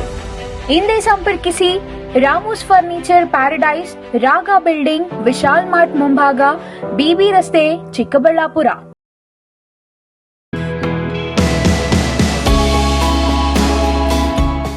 ಶ್ರೀ ಚಾಮವಿ ಪಾರ್ಟಿ ಹಾಲ್ 4ನೇ ಮಹಡಿ, ಶ್ರೀ ಚಾಮವಿ ಕಾಂಪ್ಲೆಕ್ಸ್, ಗೆರಿಯಾ ಶೋರೂಮ್ನ ಮೇಲೆ, ನಂಬರ್ 232T, ಬಿಬಿ ರಸ್ತೆ, ಚಿಕ್ಕಬಳ್ಳಾಪುರ. ನಿಮ್ಮ ಎಲ್ಲ ಶುಭ ಕಾರ್ಯಗಳಿಗೆ ಸುಸಜ್ಜಿತ ಪಾರ್ಟಿ ಹಾಲ್ ಚಿಕ್ಕಬಳ್ಳಾಪುರದಲ್ಲಿ ಸಿದ್ಧ. ಹುಟ್ಟುಹಬ್ಬ, ನಾಮಕರಣ, ಕಾರ್ಯಕ್ರಮ ಯಾವುದೇ ಇರಲಿ, ನಿಮ್ಮ ನಿರೀಕ್ಷೆಗೆ ತಕ್ಕ ಪಾರ್ಟಿ ಹಾಲ್. ನಮ್ಮಲ್ಲಿ ದೊರೆಯುವ ಸೌಲಭ್ಯಗಳು: ವಿಶಾಲವಾದ party hall, 1 dining hall, modern ಅಡುಗೆ ಕೋಣೆ, 300 ಅತಿಥಿಗಳ ಆಸನ ಸಾಮರ್ಥ್ಯ, 2 ಕೊಠಡಿಗಳು ಸಸ್ಯಾಹಾರಿಗಳಿಗೆ ಮಾತ್ರ. ಎಸಿ ಕೇಂದ್ರೀಕೃತ ಪಾರ್ಟಿ ಹಾಲ್, ಪ್ರೊಜೆಕ್ಟರ್ ಮತ್ತು ಪರದೆಯೊಂದಿಗೆ ಸಿದ್ಧವಾಗಿದೆ. ಎಐ ಸ್ಪೀಕರ್ಗಳಿಂದ ಆವೃತ, ಲಿಫ್ಟ್ ಕೂಡ ಲಭ್ಯವಿದೆ. 100 ಕಾರ್ಗಳಿಗೆ ಪಾರ್ಕಿಂಗ್ ವ್ಯವಸ್ಥೆ, ಪವರ್ ಬ್ಯಾಕಪ್, ಜನರೇಟರ್ ಲಭ್ಯ. ಕೂಡಲೇ ಸಂಪರ್ಕಿಸಿ 9916161691 9739702077.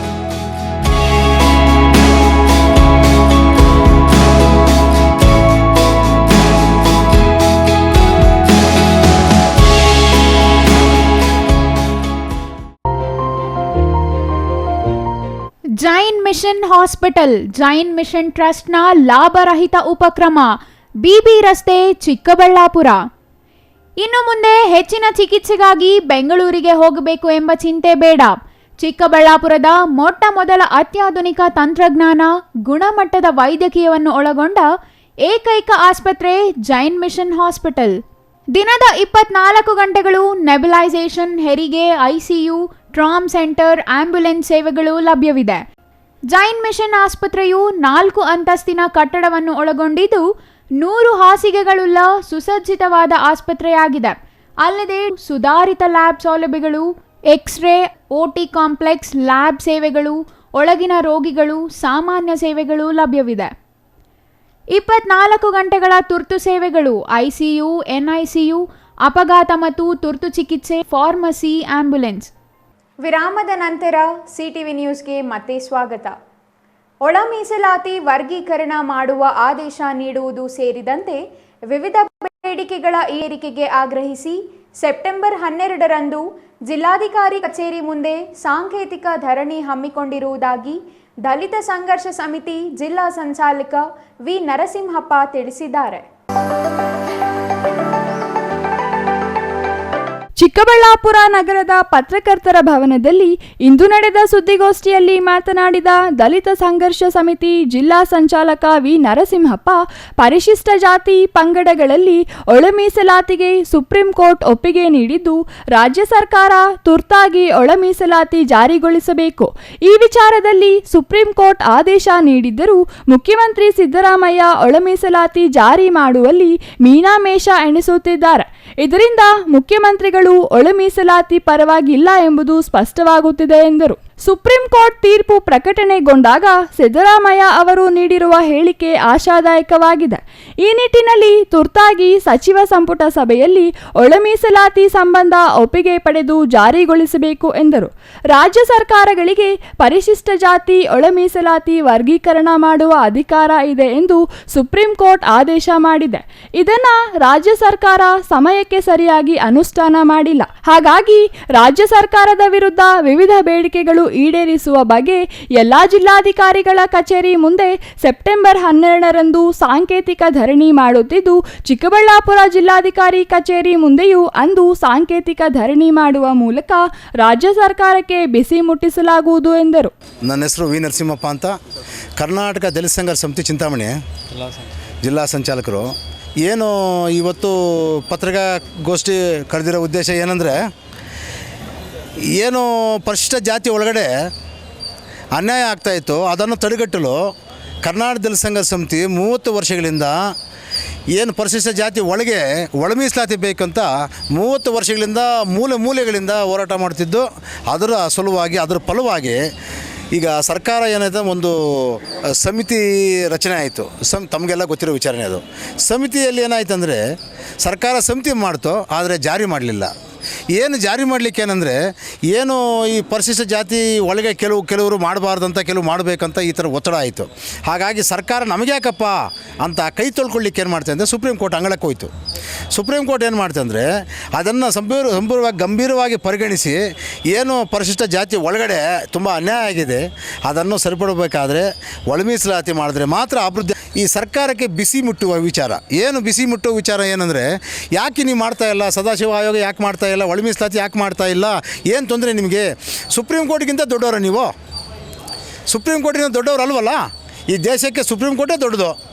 ಹಾಗಾಗಿ ಸುಪ್ರೀಂ ಕೋರ್ಟ್ ಏನು ಆದೇಶ ಮಾಡಿದೆಯೋ ಅದನ್ನು ಪಾಲನೆ ಮಾಡಬೇಕು ಮತ್ತು ಜಾರಿಗೆ ತರಬೇಕಂತ ಕರ್ನಾಟಕ ದಲಿತ ಮೂಲೆಗಳಿಂದ 12ನೇ ತಾರೀಕು ಒಂದು ತಮಟೆ ಚಳವಳಿ, ಏನು ಜಿಲ್ಲಾಧಿಕಾರಿಗಳಿಗೆ ಕಿವಿ ಕೇಳಿಸೋವರೆಗೂ,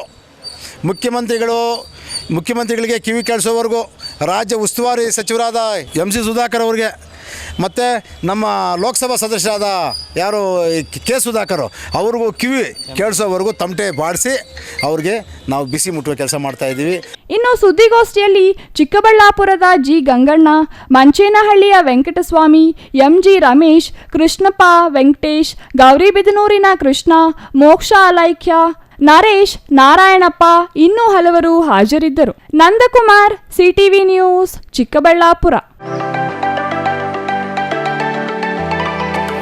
ಸರ್ಕಾರಿ ಜಮೀನಿನಲ್ಲಿ ಅಕ್ರಮವಾಗಿ ಮಣ್ಣು ಸಾಗಾಟ ಮಾಡುತ್ತಿದ್ದ ಇಬ್ಬರ ವಿರುದ್ಧ ತಹಸೀಲ್ದಾರ್ಗೆ ದೂರು ನೀಡಿದ ಕಾರಣ ವ್ಯಕ್ತಿಗೆ ಧಮಕಿ ಹಾಕಿರುವ ಘಟನೆ ನಂಜನಗೂಡು ತಾಲೂಕಿನ ಗೊದ್ದನಪುರ ಗ್ರಾಮದಲ್ಲಿ ನಡೆದಿದ್ದು, ಧಮಕಿ ಹಾಕಿ ಕೊಲೆ ಬೆದರಿಕೆ ಹಾಕಿದ ಇಬ್ಬರು ವ್ಯಕ್ತಿಗಳ ವಿರುದ್ಧ ನಂಜನಗೂಡು ಗ್ರಾಮಾಂತರ ಪೊಲೀಸ್ ಠಾಣೆಯಲ್ಲಿ ದೂರು ದಾಖಲಾಗಿದೆ.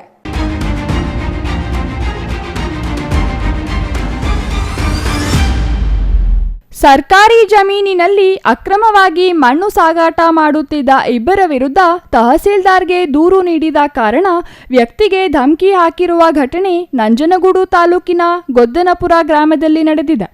ಗೊದ್ದನಪುರ ಗ್ರಾಮದ ಸರ್ವೆ ನಂಬರ್ 389 ಸರ್ಕಾರಿ ಜಮೀನಿನಲ್ಲಿ ರವಿ ಹಾಗೂ ಸಂಪತ್ ಎಂಬುವವರು ಕಳೆದ 1 ವಾರದಿಂದ ನಿರಂತರವಾಗಿ ಅಕ್ರಮವಾಗಿ ಮಣ್ಣು ಸಾಗಿಸುತ್ತಿದ್ದಾರೆ. ಅಕ್ರಮವಾಗಿ ಮಣ್ಣು ಸಾಗಾಟ ಮಾಡಿ ಮಾರಾಟ ಮಾಡುತ್ತಿದ್ದರು. ಅಧಿಕಾರಿಗಳು ಜಾಣ ಮೌನ ವಹಿಸಿರುವುದು ಆಕ್ರೋಶಕ್ಕೆ ಕಾರಣವಾಗಿದೆ. ಮುಖ್ಯಮಂತ್ರಿ ಸಿದ್ದರಾಮಯ್ಯ ಪ್ರತಿನಿಧಿಸುವ ವರುಣಾ ವಿಧಾನಸಭಾ ಕ್ಷೇತ್ರದ ಚಿಕ್ಕಯ್ಯನ ಛತ್ರಿ ಹೋಬಳಿಯ ಗೊದ್ದನಪುರ ಗ್ರಾಮದಲ್ಲಿ 2 ಎಕರೆ ಪ್ರದೇಶದಲ್ಲಿ ಅಕ್ರಮವಾಗಿ ಮಣ್ಣು, JCB ಮತ್ತು ಟಿಪ್ಪರ್ ಬಳಸಿ ಲಕ್ಷಾಂತರ ರೂಪಾಯಿ ಮೌಲ್ಯದ ಮಣ್ಣು ಸಾಗಾಣಿಕೆ ಮಾಡಿ ಮಾರಾಟ ಮಾಡುತ್ತಿರುವುದನ್ನು ಗ್ರಾಮದ ಶಾಂತಕುಮಾರ್ ಎಂಬುವವರು ಮೊಬೈಲ್ನಲ್ಲಿ ಚಿತ್ರೀಕರಿಸಿ ತಹಸೀಲ್ದಾರ್ಗೆ ಲಿಖಿತ ದೂರು ನೀಡಿದ್ದಾರೆ. ಈ ಮಾಹಿತಿ ಅರಿತ ರವಿ ಮತ್ತು ಸಂಪತ್ ಇಬ್ಬರು ಶಾಂತಕುಮಾರ್ ಮನೆ ಮುಂದೆ ಬಂದು ಅವಾಚ್ಯ ಶಬ್ದಗಳಿಂದ ನಿಂದಿಸಿ ಕೊಲೆ ಬೆದರಿಕೆ ಹಾಕಿದ್ದಾರೆ.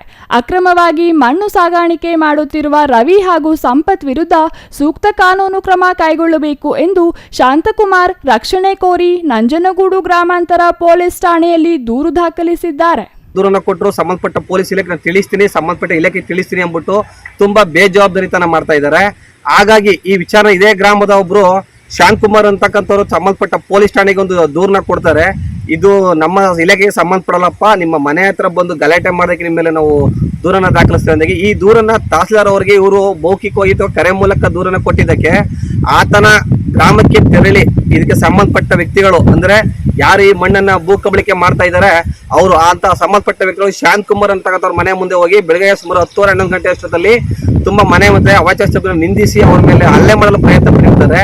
ಹಲ್ಲೆ ಮಾಡಲು ಪ್ರಯತ್ನ ಪಟ್ಟದಿಂದ ಅವರು ತಮ್ಮ ಜೀವ ಬೆದರಿಕೆಗೋಸ್ಕರ ತನ್ನ ಪ್ರಾಣ ರಕ್ಷಣೆಗೋಸ್ಕರ ಸಂಬಂಧಪಟ್ಟ ನಂಜನಗೂಡು ಗ್ರಾಮಾಂತರ ಠಾಣೆಗೆ ಹೋಗಿ ದೂರನ್ನ ಕೊಟ್ಟಿರ್ತಾರೆ. ತದನಂತರ ದೂರನ್ನು ಕೊಟ್ಟದ್ರ ನಂತರ ನೀನು ನಮ್ಮ ಮೇಲೆ ದೂರು ಕೊಟ್ಟಿದೀಯಾ, ನೀನು ಈ ರೀತಿ ನಾವು ಮಣ್ಣು ಕಬಳಿಕೆ ಮಾಡಕ್ಕೆ ನಂಗೆ ತುಂಬಾ ಪ್ರಭಾವಿ ವ್ಯಕ್ತಿಗಳ ಕೈವಾಡ ಇದೆ, ನೀ ತಹಸೀಲ್ದಾರ್ಗೂ ದೂರು ಕೊಡ್ತೀಯಾ, ನೀ ಯಾರಿಗೆ ಏನ್ ದೂರು ಕೊಡ್ತೀಯೋ ಕೊಡು, ನಾವು ಯಾರಿಗೂ ಬಗ್ಗಲ್ಲ, ನಾವ್ ಯಾರಿಗೂ ಹೆದರಲ್ಲ, ನಾವಿರೋದು ಕಬಳಿಕೆ ಮಾಡಿ ನಾವು ಹಣ ಮಾಡೋದಕ್ಕೆ ಅಂದ್ಬಿಟ್ಟು ಇಂಥ ಕೋಟ್ಯಾಂತರ ರೂಪಾಯಿಯ ಮಣ್ಣನ್ನ ಇವರು ಆಡಗಲೆ ಎಗ್ಗಿಲ್ಲದೆ ಹೇಳೋರಿಲ್ಲ ಕೇಳೋರಿಲ್ಲ. ಸಂಬಂಧಪಟ್ಟ ತಹಸೀಲ್ದಾರ್ ಕೂಡ ಇದ್ರ ಬಗ್ಗೆ ಗಮನ ವಹಿಸದೆ ಈ ಚಿಕ್ಕನಕ್ಷೇತ್ರ ಹೋಬಳಿ ಸಂಬಂಧಪಟ್ಟ DT ಅವ್ರಿಗೂ ಕೂಡ ಮತ್ತೆ RI ಅವ್ರಿಗೂ ಕೂಡ ಸಂಬಂಧಪಟ್ಟ ಗ್ರಾಮ ಲೆಕ್ಕಾಧಿಕಾರಿ ಅವರು ಕೂಡ ಅವರು ಕರೆ ಮಾಡಿ ತಿಳಿಸಿರ್ತಾರೆ. ಇದ್ರ ಬಗ್ಗೆ ಯಾವುದೇ ರೀತಿಯನ್ನ ಅವರು ಮಾಹಿತಿಯನ್ನು ಕಲೆ ಹಾಕದೆ ಇಲ್ಲಿ ಬರ್ತಕ್ಕಂಥ ಪ್ರಭಾವ ವ್ಯಕ್ತಿಗಳು ಮತ್ತು ಮಣ್ಣನ್ನ ಕಬಳಿಕೆ ಮಾಡ್ತಿರ್ತಕ್ಕಂಥ ಮೇಲೆ ಯಾವುದೇ ಸೂಕ್ತ ಕ್ರಮ ಜರುಗಿಸದೆ ದೊಡ್ಡ ಭ್ರಷ್ಟ ಅಧಿಕಾರಿಗಳಾಗಿದ್ದಾರೆ ಇವತ್ತಿನಲ್ಲಿ. Kumar, CTV news, Nanjangud. ಶಿಡ್ಲಘಟ್ಟ ನಗರದ ರೇಷ್ಮೆಗೂಡಿನ ಮಾರುಕಟ್ಟೆಗೆ ಸೋಮವಾರ ಶಾಸಕ BN ರವಿಕುಮಾರ್ ಭೇಟಿ ನೀಡಿ ರೀಲರ್ಗಳ ಸಮಸ್ಯೆಗಳನ್ನು ಆಲಿಸಿ ಕುಂದುಕೊರತೆಗಳ ಸಭೆ ನಡೆಸಿದರು. ಶಿಡ್ಲಘಟ್ಟ ನಗರದ ರೇಷ್ಮೆಗೂಡಿನ ಮಾರುಕಟ್ಟೆಗೆ ಸೋಮವಾರ ಶಾಸಕ BN ರವಿಕುಮಾರ್ ಭೇಟಿ ನೀಡಿ ರೀಲರುಗಳ ಸಮಸ್ಯೆಗಳನ್ನು ಆಲಿಸಿ ಕುಂದುಕೊರತೆಗಳ ಸಭೆ ನಡೆಸಿದರು. ಸಭೆಯಲ್ಲಿ ಸಿಲ್ಕ್ ರೀಲರ್ಸ್ ಪ್ರೊಡ್ಯೂಸರ್ಸ್ ಕಂಪನಿ ಅಧ್ಯಕ್ಷ ಫಾರೂಕ್ ಮಾತನಾಡಿ, ರೈತರು ರೇಷ್ಮೆಗೂಡು ಮಾರುಕಟ್ಟೆಗೆ ತಂದು ಮಾರಿ ತಕ್ಷಣವೇ ಹಣ ಪಡೆದು ವಾಪಸ್ ಹೋಗುತ್ತಾರೆ. ಆದರೆ ರೀಲರುಗಳು ಮಧ್ಯವರ್ತಿಗಳ ಕಪಿಮುಷ್ಟಿಯಲ್ಲಿ ಸಿಲುಕಿದ್ದೇವೆ. ನಾವು ಉತ್ಪಾದಿಸುವ ಕಚ್ಚಾ ರೇಷ್ಮೆಯನ್ನು ನೇರವಾಗಿ ಮಗ್ಗದವರಿಗೆ ಮಾರಿ ಹಣ ಪಡೆಯಲು ಅನುಕೂಲವಾಗುವ ಹಾಗೆ ಒಂದು ಕಚ್ಚಾ ರೇಷ್ಮೆಯ ಮಾರುಕಟ್ಟೆಯನ್ನು ಸ್ಥಾಪಿಸಬೇಕು. ರೇಷ್ಮೆಗೂಡಿಗೆ ಮಾರುಕಟ್ಟೆ ಇದ್ದ ಹಾಗೆ ರೇಷ್ಮೆ ನೂಲಿಗೂ ಮಾರುಕಟ್ಟೆ ಬೇಕು. ಆಗ ಮಾತ್ರ ರೀಲರುಗಳು ಅಭಿವೃದ್ಧಿಯಾಗಲು ಸಾಧ್ಯ. ಇಲ್ಲವಾದರೆ ಈ ಉದ್ದಿಮೆ ಕ್ಷೀಣಿಸುತ್ತದೆ ಎಂದು ಹೇಳಿದರು. ಕಮ್ಮಿ ಇಂಟ್ರೆಸ್ಟ್ ತೋರಿಸ್ತಾ ಇದ್ದಾರೆ ಸರ್. ಯಾಕಂದ್ರೆ ಇವತ್ತು ARM ಮೆಡಿಕೇಡ್ ಈ ತರ ಹಾಕ್ಸ್ಕೊಡ್ತಾ ಇದ್ದಾರೆ. ಸೆಂಟ್ರಲ್ ಸ್ಕೀಮಲ್ಲಿ ಒಂದು ಸ್ಕೀಮಲ್ಲೂ ನಮಗೂ ಅನುಕೂಲ ಆಗ್ತಾ ಇಲ್ಲ. ಹಾಗಾಗಿ ನಮ್ಗೆ ಸ್ಟೇಟ್ ಮಾತ್ರ ಯಾವುದೋ ಒಂದು ಸೋಲಾರ್ದು ಅದು ಇದು ಕೊಡ್ತಾ ಇದ್ದಾರೆ, ಮಿಕ್ಕಿದ್ದು ಯಾವುದು ಬರ್ತಾ ಇಲ್ಲ. ಸೆಂಟ್ರಲ್ ಸ್ಕೀಮಲ್ಲಿ ನಮಗೆ ನಮ್ಮ ರೀಲರ್ಸ್ ಕಾಲೋನಿ ಅಂತ ಮಾಡಿಕೊಟ್ರೆ ಭಾಳ ಚೆನ್ನಾಗಿರ್ತದೆ. 140 ಸೈಟ್ ಮಾಡಿಕೊಟ್ಟು ಅದ್ರಲ್ಲಿ ಶೆಡ್ ಹಾಕ್ಕೊಟ್ರೆ ಈಗ ಬರೋಂಥ ಇನ್ಸ್ಟ್ರೂಮೆಂಟಿಗೆ ಹಾಕ್ಕೊಂಡು ಕೊಟ್ಟರೆ ನಾವು ಒಂಥರ ಹೈಟೆಕ್ ಆಗ್ತೀವಿ ಸರ್. ನಮ್ಮ MLA ಸಾಹೇಬ್ರನ್ನ ನಾವು ಕೇಳ್ಕೊತಾ ಇದ್ದೀವಿ ಸರ್ ತಿಳ್ಕೊಳ್ಳಿ. ಶಾಸಕ BN ರವಿಕುಮಾರ್ ಮಾತನಾಡಿ, ರೀಲರುಗಳು, ರೈತರು ಮತ್ತು ಅಧಿಕಾರಿಗಳು ಸಮನ್ವಯತೆಯಿಂದ ಕೆಲಸ ಮಾಡಿದಾಗ ಮಾತ್ರ ಎಲ್ಲರಿಗೂ ಅನುಕೂಲವಾಗುತ್ತದೆ. ಅಧಿಕಾರಿಗಳು ಮೊದಲು ವೈರ್ ಸಮಸ್ಯೆ ನಿವಾರಿಸಬೇಕು. ಅಕಸ್ಮಾತ್ ನಿಮ್ಮ ವ್ಯಾಪ್ತಿಗೆ ಅದು ಬರದಿದ್ದರೆ ನಿಮ್ಮ ಮೇಲಾಧಿಕಾರಿಗಳನ್ನು ಭೇಟಿ ಮಾಡೋಣ, ಸಂಬಂಧಿಸಿದ ಸಚಿವರನ್ನು ಭೇಟಿ ಮಾಡೋಣ. ಮಾರುಕಟ್ಟೆಯಲ್ಲಿ ಸಮಸ್ಯೆಗಳು ಬಗೆಹರಿಯಬೇಕು. ಪ್ರತಿದಿನ ರೀಲರುಗಳು ಮತ್ತು ರೈತರಿಂದ 1 ರಿಂದ 2 ಲಕ್ಷ ರು ಕಮಿಷನ್ ರೂಪದಲ್ಲಿ ಸಂಗ್ರಹವಾಗುತ್ತದೆ. ಆದರೆ ಮಾರುಕಟ್ಟೆಯಲ್ಲಿ ಕುಡಿಯುವ ನೀರು, ಶೌಚಾಲಯ ಮುಂತಾದ ಮೂಲ ಸೌಲಭ್ಯಗಳು ಇರದಿದ್ದರೆ ಹೇಗೆ? ಹೊರಗುತ್ತಿಗೆದಾರರಿಗೆ ಹಣ ಸಂದಾಯ ಮಾಡದಿದ್ದರೆ ಹೇಗೆ ಎಂದು ಅಧಿಕಾರಿಗಳನ್ನು ಪ್ರಶ್ನಿಸಿದರು. ರೀಲರುಗಳು ಮತ್ತು ರೈತರು ಕೋಟ್ಯಾಂತರ ರು ವ್ಯವಹಾರ ಮಾಡುತ್ತಾರೆ. ಒಂದು ಕೌಂಟರ್ ಅನ್ನು ಮಾರುಕಟ್ಟೆಯಲ್ಲಿ ಸ್ಥಾಪಿಸುವಂತೆ ಬ್ಯಾಂಕ್ ಅಧಿಕಾರಿಗಳಿಗೆ ತಿಳಿಸಿದರು. ಕೇಂದ್ರ ಮತ್ತು ರಾಜ್ಯ ಸರ್ಕಾರದ ಯೋಜನೆಗಳು ಪಾರದರ್ಶಕವಾಗಿ ಜಾರಿಗೊಳಿಸಬೇಕು ಮತ್ತು ನಿಜವಾದ ಫಲಾನುಭವಿಗಳಿಗೆ ತಲುಪಬೇಕು ಎಂದು ಸೂಚಿಸಿದರು.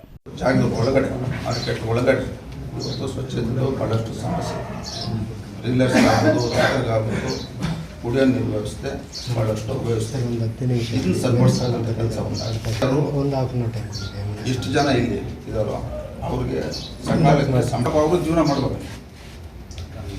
ಸರ್ಕಾರದಿಂದ ಬರಲ್ಲ ಅಂದರೆ ಪ್ರತಿದಿನ ಇವತ್ತು ರೀಲರ್ಸು ರೇಷ್ಮೆ ಬೆಳೆಗಾರರು ಉದಾಹರಣೆ ಇವತ್ತು ಸುಮಾರು ಏನಿಲ್ಲ ಅಂದ್ರೂ 1,20,000 1,30,000 ಇವತ್ತು ಕಮಿಷನ್ ಕಟ್ತಾರೆ. ಇಲ್ಲಿ ರೀಲರ್ಸು ಕಟ್ತಾವ್ರೆ, ರೈತರು ಕಟ್ತಾವ್ರೆ. ಇಲ್ಲಿ ಸಂಬಳ ಕೊಡೋದು 6 ತಿಂಗಳ ಸಂಬಳ ಇಲ್ಲ. ಈಗ ಮೂಲಭೂತ ಸೌಕರ್ಯ ನಾವು ಕೊಡ್ತಾ ಇಲ್ಲ. ಇದ್ರ ಅರ್ಥ ಏನು? ಇದು ಸರ್ಕಾರ ಜವಾಬ್ದಾರಿನ ಅಧಿಕಾರಿಗಳ ಜವಾಬ್ದಾರಿ. ಇದನ್ನ ನೀವು ಗಮನಿಸ್ಕೊಡತ್ತೆ. ನಿಮ್ಮ ಕಮಿಷನರ್ ಹತ್ರ ಬರ್ತೀನಿ, ಯಾರ ಹತ್ರ ಬೇಕಾದ್ರೂ ಹೋಗೋಣ. ಇದಕ್ಕೊಂದು ಸಮಯ ನಿಗದಿ ಮಾಡಿ ವೈಫೈ ಹೊಸದಾಗಿ ಅಳವಡಿಕೆ ಆಗೋಂಥ ಕೆಲಸ. ಒಂದು ಗುತ್ತಿಗೆದಾರನು ಇವತ್ತು ವೈಫೈ ನಡೆಸ್ತಾ ಇದ್ದಾರೆ. ರೆಗ್ಯುಲರ್ ಆಗಿ ಅವರು ಸಿಬ್ಬಂದಿ ಇಲ್ಲಿರಬೇಕು. ಏನಾದರೂ ಸಮಸ್ಯೆ ಬಂದರೆ ಆ ಕೂಡಲೇ ಅದನ್ನ ಇತ್ಯರ್ಥಾಗಂತ ಕೆಲಸ ಆಗ್ತದೆ.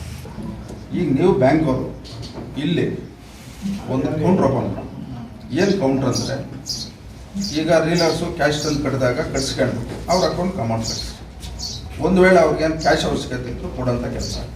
ನೀವು ಯಾಕಂದರೆ ನಿಮ್ಮ ಬ್ಯಾಂಕು ಎಂಟೈರ್ ಟ್ರಾನ್ಸಾಕ್ಷನ್ನು ಇಲ್ಲೇ ಇರೋದ್ರಿಂದ ನೀವು ಒಂದು ಅಲ್ಲಿ ಸಪ್ರೇಟಾಗಿ ಅವ್ರಿಗೆ ಅವಶ್ಯಕತೆ ಇರ್ತಕ್ಕಂಥದ್ದು ಒಂದು ಕಟ್ಟಡಿ ರೆಡಿ ಮಾಡಿಕೊಡ್ಬೇಕು. ಒಂದು ಇಬ್ಬರು ಸಿಬ್ಬಂದಿನ ಐತೆ ಸಾಫ್ಟ್ವೇರ್ ಇಲ್ಲಿ ಪ್ರಿಂಟ್ ಮಾಡಿ. ಇವತ್ತು ರೀಲರ್ಸ್ ಬಗ್ಗೆ ಎಲ್ಲರೂ ಮಾತಾಡಿ, ಇಲ್ಲಿ ರೈತರದ್ದು ಸಮಸ್ಯೆ ಇದೆ, ರೈತರ ಬಗ್ಗೆ ಯಾರು ಮಾತಾಡಿ. ರೈತರ ಸಮಸ್ಯೆ ಏನಂದರೆ ಮಾರ್ಕೆಟ್ಗೆ ಹಿಂದಿನ ದಿನನೂ ಎಲ್ಲ ಬೆಳಗಿನ ಜಾವ 5 ಗಂಟೆಗೆ ಬಂದಿದೆ. ನೀವು ಆದಷ್ಟು ಬೇಗ ಮಧ್ಯಾಹ್ನ 1 ರಿಂದ 2 ಗಂಟೆ ಒಳಗಡೆ ತೂಕಗಳು ಮಾಡಿ ರೈತನ ಮನೆಗೆ ಕಳಿಸಿದ್ರೆ ಭಾಳಷ್ಟು ಒಳ್ಳೆಯದು. ಇನ್ನು ಈ ಸಂದರ್ಭದಲ್ಲಿ ತಹಸೀಲ್ದಾರ್ ಬಿಎನ್ ಸ್ವಾಮಿ, ರೇಷ್ಮೆಗೂಡಿನ ಮಾರುಕಟ್ಟೆ ಉಪನಿರ್ದೇಶಕ N Mahadevaiah, taluk silk reelers association ಅಧ್ಯಕ್ಷ ಅನ್ಸರ್ ಖಾನ್, ಜಿ ರೆಹಮಾನ್, ಸಹಾಯಕ ನಿರ್ದೇಶಕ ತಿಮ್ಮರಾಜು, ಶ್ರೀಧರ್ ಇನ್ನೂ ಹಲವರು ಹಾಜರಿದ್ದರು. ಛಾಯಾ ರಮೇಶ್, ಸಿಟಿವಿ ನ್ಯೂಸ್, ಶಿಡ್ಲಘಟ್ಟ.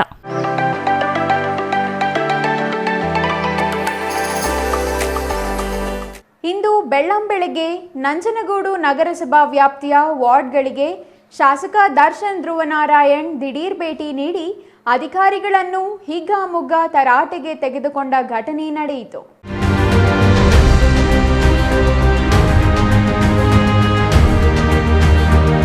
ನಂಜನಗೂಡಿನ ಶ್ರೀರಾಂಪುರ, ಶಂಕರಪುರ, ಆನಂದಪುರ, ನೀಲಕಂಠ ನಗರ ಬಡಾವಣೆಗಳಿಗೆ ಮುಂಜಾನೆಯೇ ಭೇಟಿ ನೀಡಿದ ಶಾಸಕ ದರ್ಶನ್ ಧ್ರುವನಾರಾಯಣ್ ಜನರ ಸಮಸ್ಯೆ ಆಲಿಸಿದ್ದಾರೆ. ವಾರ್ಡ್ಗಳಲ್ಲಿರುವ ಚರಂಡಿ ಸಮಸ್ಯೆ, ಯುಜಿಡಿ, ಮನೆ ಖಾತೆಗಳು, ಕುಡಿಯುವ ನೀರಿನ ಬಿಲ್ ಬಗ್ಗೆ ಸಾರ್ವಜನಿಕರಿಂದ ಸಾಕಷ್ಟು ದೂರುಗಳು ಕೇಳಿಬಂದವು. ನಂತರ ಪಾರ್ಕ್ ಒಳ ಆವರಣದಲ್ಲಿರುವ ಗ್ರಂಥಾಲಯಕ್ಕೆ ಭೇಟಿ ನೀಡಿ ಪರಿಶೀಲನೆ ನಡೆಸಿದರು. ಅಭಿವೃದ್ಧಿಯಾಗದ ಗ್ರಂಥಾಲಯ ಬಗ್ಗೆ ಅಧಿಕಾರಿಗಳಿಗೆ ಶಾಸಕ ದರ್ಶನ್ ಧ್ರುವನಾರಾಯಣ್ ತರಾಟೆ ತೆಗೆದುಕೊಂಡರು.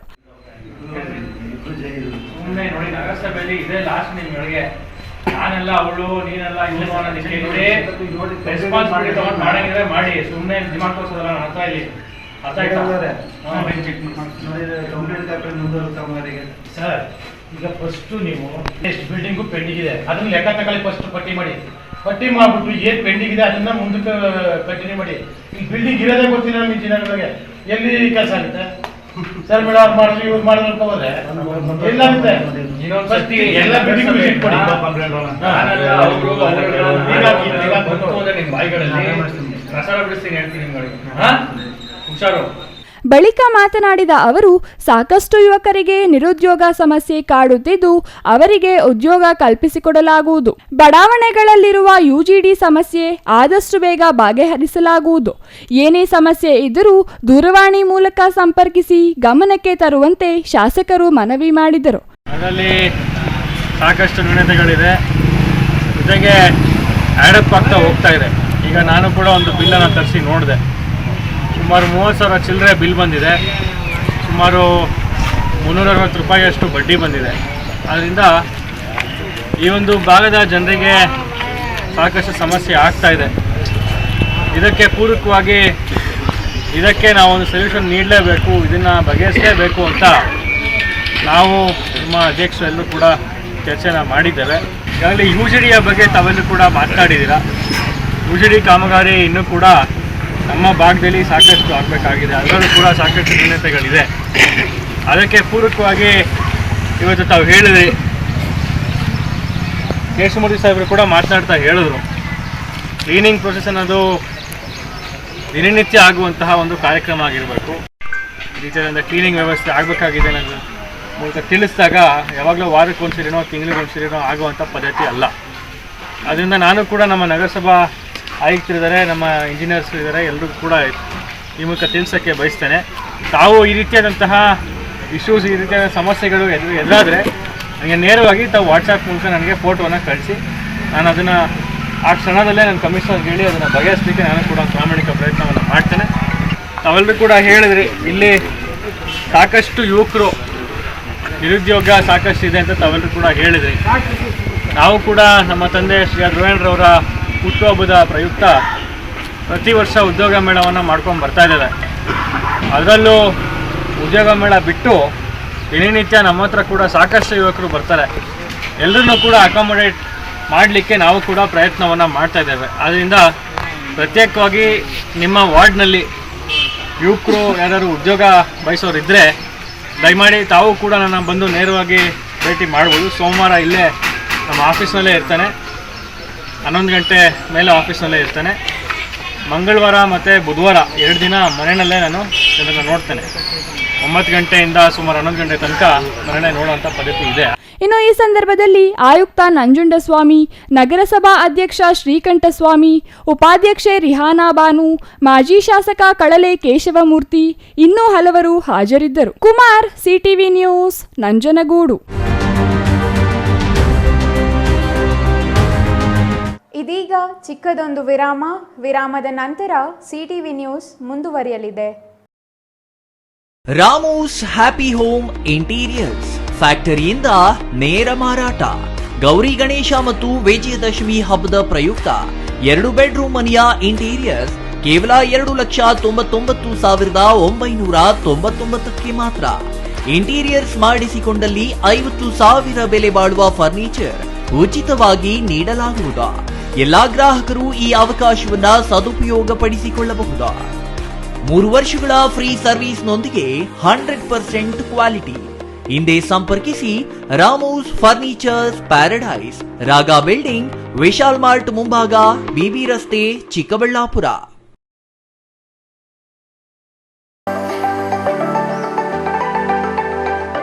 Shri Manjunatha hardware and innovations 22 ವರ್ಷಗಳಿಂದ ಮಾರುಕಟ್ಟೆಯಲ್ಲಿ ಸುದೀರ್ಘ ಪಯಣ ಮತ್ತು ಗ್ರಾಹಕ ಹಾಗೂ ಎಂಜಿನಿಯರಿಂಗ್ಗಳ ನಂಬಿಕೆಯ ಆಯ್ಕೆ.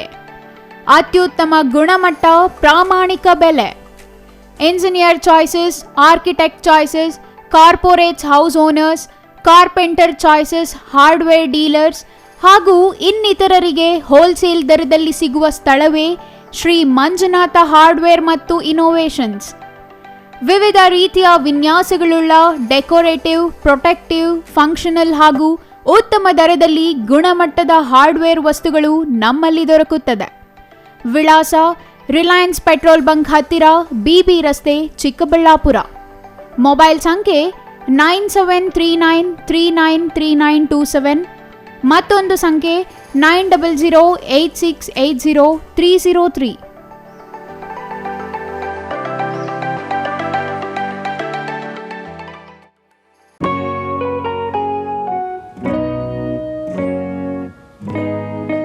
ಸ್ಕೈ ಮಹಿಳಾ ಅಡ್ಡ ವುಮೆನ್ಸ್ ಶೋರೂಮ್ ಬದಲಾದ ವಿಳಾಸದಲ್ಲಿ, ಗೌರಿಬಿದನೂರು ರಸ್ತೆ, ರೆಡ್ಡಿ ಎಲೆಕ್ಟ್ರಾನಿಕ್ಸ್ ಹತ್ತಿರ, ಚಿಕ್ಕಬಳ್ಳಾಪುರ ಟೌನ್.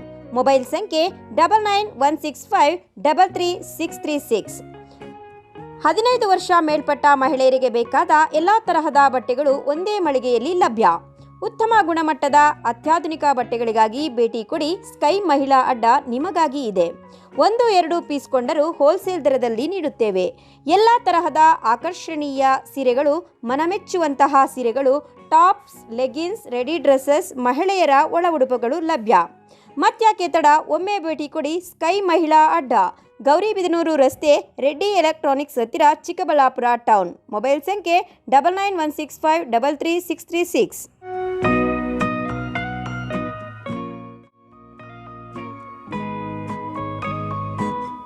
ವಿರಾಮದ ನಂತರ ಸಿಟಿವಿ ನ್ಯೂಸ್ಗೆ ಮತ್ತೆ ಸ್ವಾಗತ. ಇದೀಗ ಸಂಕ್ಷಿಪ್ತ ಸುದ್ದಿಗಳು.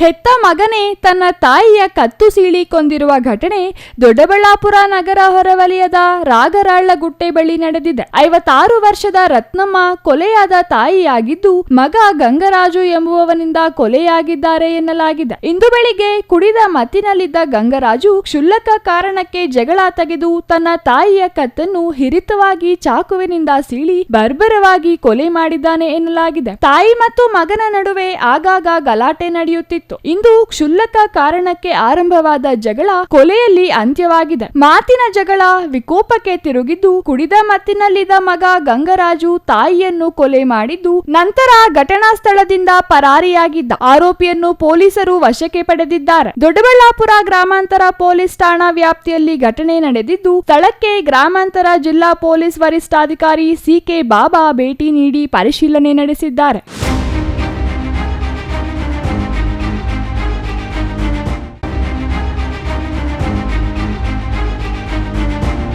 ಗಣೇಶ ಚತುರ್ಥಿ ಹಿನ್ನೆಲೆಯಲ್ಲಿ ಪ್ರತಿಷ್ಠಾಪಿಸಿದ ಗಣೇಶ ಮೂರ್ತಿಯನ್ನು ನೋಡಲು ತೆರಳಿದ್ದ ಬಾಲಕಿ ವಿದ್ಯುತ್ ಸ್ಪರ್ಶಿಸಿ ಸಾವನ್ನಪ್ಪಿರುವ ದುರ್ಘಟನೆ ತಾಲೂಕಿನ ಕೋನಘಟ್ಟ ಗ್ರಾಮದಲ್ಲಿ ಸಂಭವಿಸಿದೆ.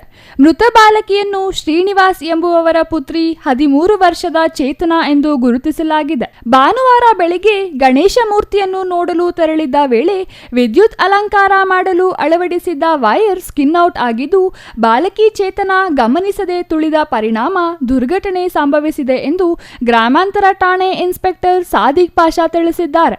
ಕೂಡಲೇ ಬಾಲಕಿಯನ್ನು ಯಲಹಂಕದ ಖಾಸಗಿ ಆಸ್ಪತ್ರೆಗೆ ದಾಖಲಿಸಿದರೂ ಚಿಕಿತ್ಸೆ ಫಲಕಾರಿಯಾಗದೆ ವಿದ್ಯಾರ್ಥಿನಿ ಇಂದು ಸಾವನ್ನಪ್ಪಿದ್ದಾರೆ. ದೊಡ್ಡಬಳ್ಳಾಪುರ ಗ್ರಾಮಾಂತರ ಠಾಣೆ ವ್ಯಾಪ್ತಿಯಲ್ಲಿ ಈ ಘಟನೆ ನಡೆದಿದ್ದು ಪ್ರಕರಣ ದಾಖಲಾಗಿದೆ.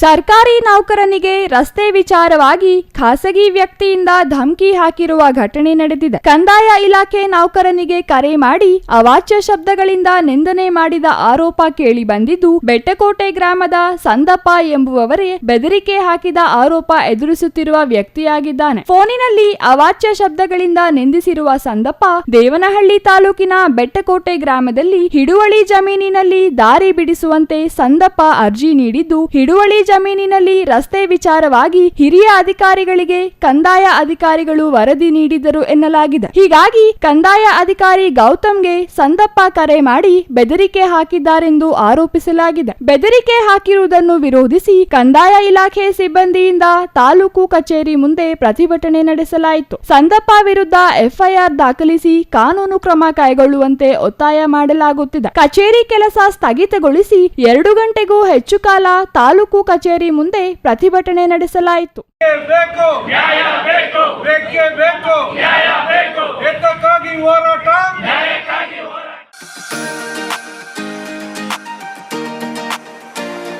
ಪ್ರಧಾನಿ ನರೇಂದ್ರ ಮೋದಿ ಅವರ ನೇತೃತ್ವದಲ್ಲಿ ಭಾರತೀಯ ಜನತಾ ಪಕ್ಷಕ್ಕೆ 10 ಕೋಟಿಗೂ ಅಧಿಕ ಸದಸ್ಯತ್ವ ಮಾಡುವ ಗುರಿ ಹೊಂದಿರುವುದಾಗಿ ಬಿಜೆಪಿ ತಾಲೂಕು ಅಧ್ಯಕ್ಷ ಸುಂದರೇಶ್ ಹೇಳಿದರು. ವಿಜಯಪುರ ಪ್ರವಾಸಿ ಮಂದಿರದಿಂದ ಶಿವಗಣೇಶ ಸರ್ಕಲ್ ಮೂಲಕ ಪ್ರಮುಖ ರಸ್ತೆಗಳಲ್ಲಿ ಸಂಚರಿಸಿ ಸದಸ್ಯತ್ವ ಅಭಿಯಾನವನ್ನು ಅಂಗಡಿ ಮಳಿಗೆಗಳಿಗೆ ತೆರಳಿ ಸದಸ್ಯತ್ವ ಅಭಿಯಾನಕ್ಕೆ ಚಾಲನೆ ನೀಡಿದರು. ನಂತರ ಮಾತನಾಡಿದ ಅವರು, ರಾಷ್ಟ್ರದಾದ್ಯಂತ 10 ಕೋಟಿಗೂ ಅಧಿಕ ಸದಸ್ಯತ್ವ ಮಾಡುವ ಉದ್ದೇಶ ಇದ್ದು, ಹಿಂದುಳಿದ ವರ್ಗಗಳಿಗೆ ವಿಶೇಷ ಯೋಜನೆಗಳನ್ನು ರೂಪಿಸುವ ನಿಟ್ಟಿನಲ್ಲಿ ಚಿಂತನೆ ನಡೆಸಲಾಗಿದೆ ಎಂದರು. ವಿಜಯಪುರ ಟೌನ್ ಹಾಲ್ ಅಧ್ಯಕ್ಷ ಸಿಆರ್ ಮಂಜುನಾಥ್ ಮಾತನಾಡಿ, ಬಿಜೆಪಿ ರಾಷ್ಟ್ರೀಯ ಅಧ್ಯಕ್ಷ ಜೆಪಿ ನಡ್ಡಾ ಹಾಗೂ ರಾಜ್ಯಾಧ್ಯಕ್ಷ ಬಿವೈ ವಿಜಯೇಂದ್ರ ನೇತೃತ್ವದಲ್ಲಿ ರಾಜ್ಯದ ಪ್ರತಿ ಜಿಲ್ಲೆಯಲ್ಲಿ 6 ಲಕ್ಷ ಸದಸ್ಯತ್ವ ಮಾಡುವ ಜೊತೆಗೆ ಪ್ರತಿ ಬೂತ್ ಮಟ್ಟದಲ್ಲಿ ಸುಮಾರು 300 ಸದಸ್ಯತ್ವ ಮಾಡುವ ಗುರಿ ಹೊಂದಿರುವುದಾಗಿ ತಿಳಿಸಿದರು. ಇನ್ನು ಈ ಸಂದರ್ಭದಲ್ಲಿ ವಿಜಯಪುರ ಪ್ರಧಾನ ಕಾರ್ಯದರ್ಶಿ ಮುನೀಂದ್ರ, ಮುನಿಕೃಷ್ಣಪ್ಪ,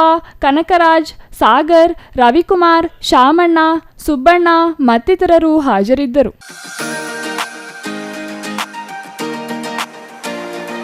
ಕೊನೆಯದಾಗಿ ಮತ್ತೊಮ್ಮೆ ಮುಖ್ಯಾಂಶಗಳು.